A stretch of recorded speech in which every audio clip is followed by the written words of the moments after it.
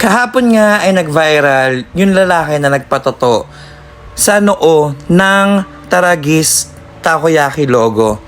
At ngayon, talagang viral na viral siya kasi madaming gustong tumulong.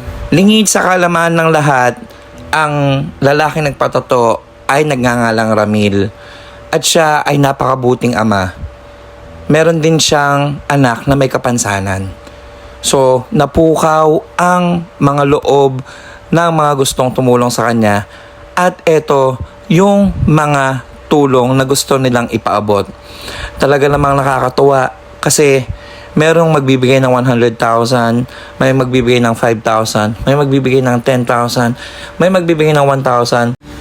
Meron ding magbibigay ng pagkain, ng tulong, may magbibigay ng free service forever, imagine.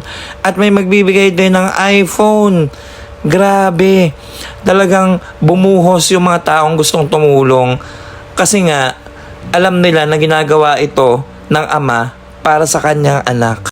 Maraming ang netizens ang nagsabi, hindi lahat ng Filipino is aware doon sa April Fool's Day or April 1 dahil ito ay Western culture. Talagang nakakatuwa at marami ang gustong tumulong kay Sir Ramil Albano.